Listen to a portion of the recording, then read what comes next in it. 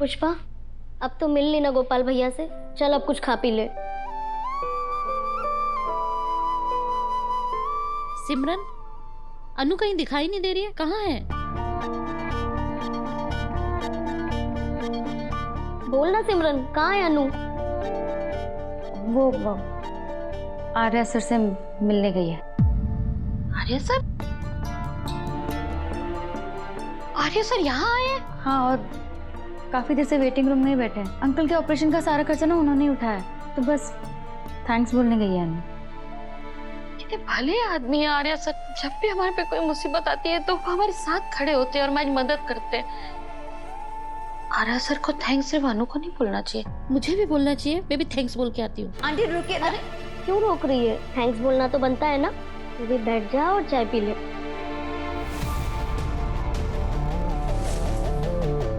हे Mata Rani, aunty अनु और Arya sir की ऐसी कोई बात ना सुनने जो उन्हें नहीं सुननी चाहिए।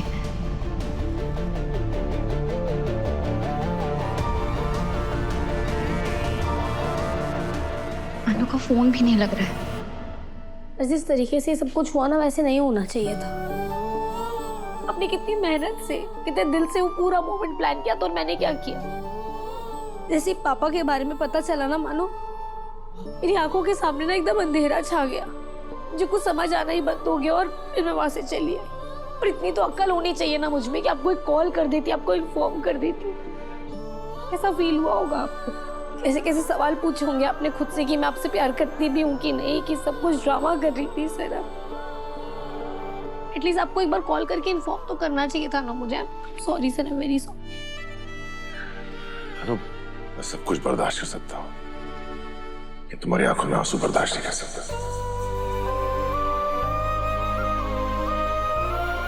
इस उम्र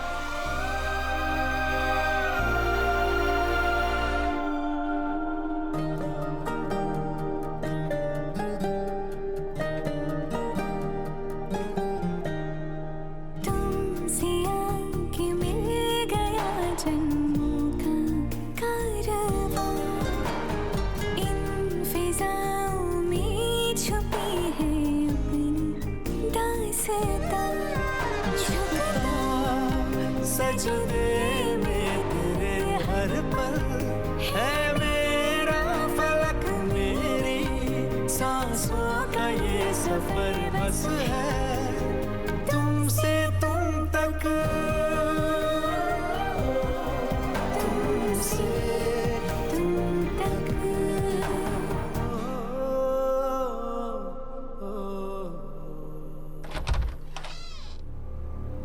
waiting room.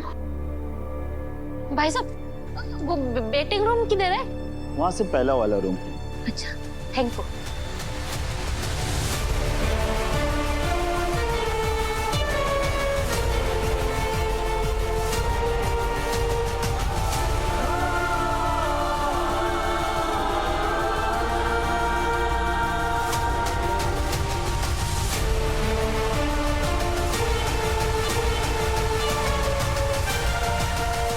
Pushpa aunty,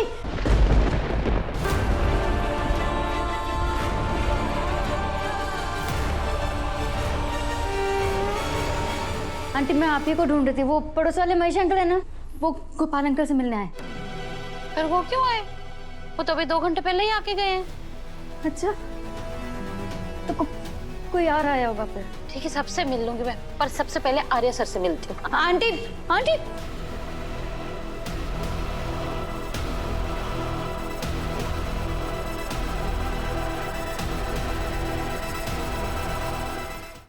mummy मैं सिर्फ मुझे सिमरन ने बताया कि तू सर को थैंक यू बोलने आई है। मैं भी थैंक यू बोलने ही आई हूँ।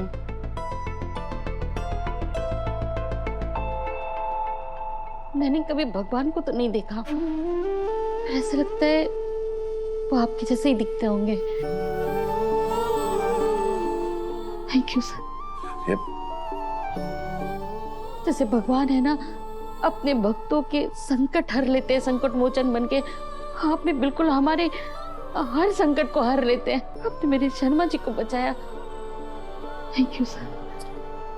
मैंने जो किया वो मेरा फर्ज और मेरा हक दोनों था। मैं कोई भगवान नहीं हूं। हाँ, पर आप मेरे लिए बिल्कुल फैमिली हो। गोपाल जी अपने हैं, आप अपनी हैं। और जो अपनों के काम ना है उसे भगवान क्या इंसान भी खिलाने का हक नहीं है। कोई इंसान इतना अच्छा, इतना प्यारा और इतना प्योर कैसे हो सकता है? सच्ची कभी कभी ना अपनी खुश नसीबी पर गुरूर होता है। एक मिनट। हाँ झंडे।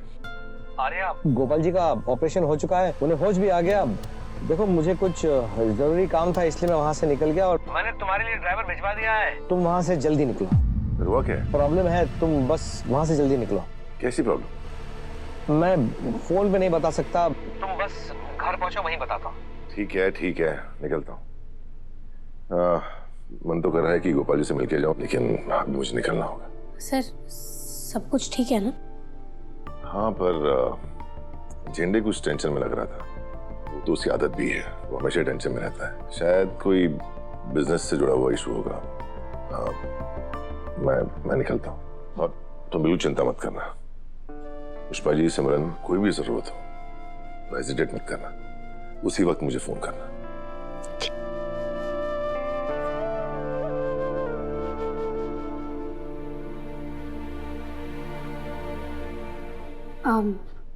चले बाय।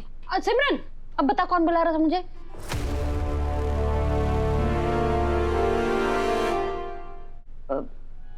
गली के पीछे वाले गफूर अंकल अब तक तो चले गए होंगे। चल। और बुला रहे थे तो चले क्यों गए?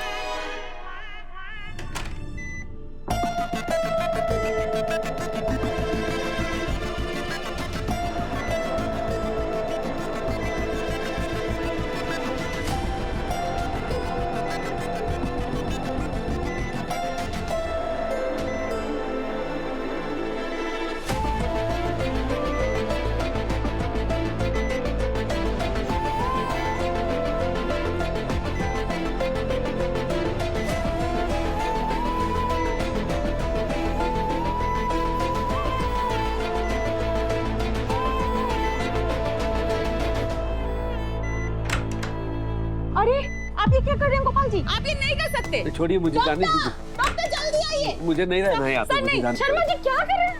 आपकी तबीयत ठीक नहीं है। पुष्पा जी, मैं यहाँ और कुछ दिन रहूंगा ना तो यहाँ के खर्चे का सोच सोच कर मेरी तबीयत और खराब हो जाएगी। मुझे जाने दीजिए। कैसा खर्चा? पुष्पा जी, आप देख नहीं रही, ये स्पेशल बेड, ये हॉस्पिटल आप नहीं जानती, बहुत खर्चा होता है। आप मुझे जनरल वार्ड में शिफ्ट कर दीजिए। सर यहाँ पर कोई जनरल वार्ड नहीं है। देखिए, मेरे पास इतने पैसे नहीं है कि मैं रूम का भाड़ा दे सकूं। पुष्पा जी, आप ऑटो मंगवा दीजिए। चलिए, मेरा चश्मा कहाँ, मेरी चप्पल कहाँ है? चलिए। पापा प्लीज शांत हो जाइए। आपको किसी बात की कोई टेंशन लेने की जरूरत नहीं है, सारा इंतजाम हो गया। किसने किया है? वो आर्यवर्धन सर।